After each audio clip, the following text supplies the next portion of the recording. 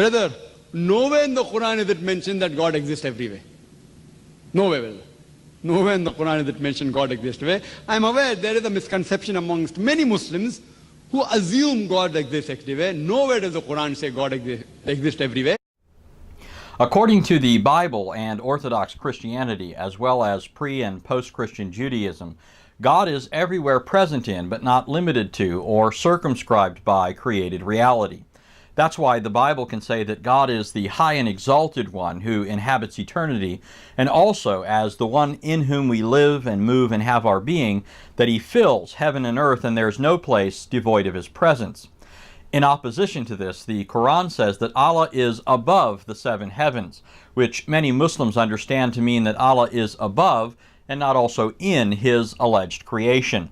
For instance, Ibn al-Arabi al-Maliki said in his explanation of what's called the Hadith of Descent found in Sunan at-Tirmidhi, "What we must believe is that Allah existed and nothing existed with Him, that He created all creation, including the throne, without becoming indicatable through them, nor did a direction arise for Him because of them, that He does not become immanent, that He does not change, and that He does not move from one state to another." While certain statements here are otherwise unobjectionable, the idea that Allah is not immanent or present in the world portrays Allah as a kind of cosmic exile banished from created reality. And it's this way of thinking about their deity that is the primary reason behind why certain Muslims reject things like Old Testament theophanies, occasions where God temporarily revealed Himself in visible ways, even appearing on occasion in human form to men like Abraham, as seen in Genesis 18, or Moses, as seen in Exodus 24, or Joshua, as seen in Joshua 5.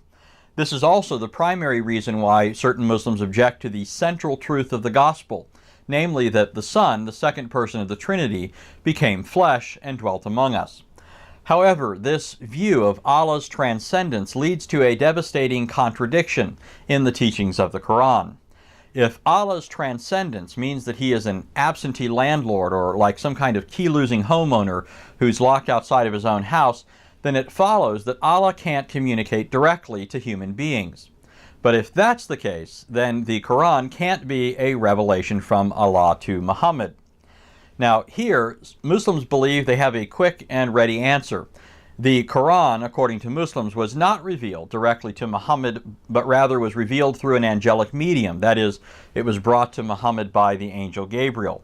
But there are at least two insurmountable problems with this reply. In the first place, because Muhammad incautiously borrowed stories that he heard from Jews and Christians, stories that make sense in the context of what the Bible says about God, he ended up incorporating into the Quran the idea that Allah spoke directly to Moses. For example, in Surah 4, 164, it says, "There are messengers whose stories we have told you already, and others we have not. And to Moses Allah spoke directly."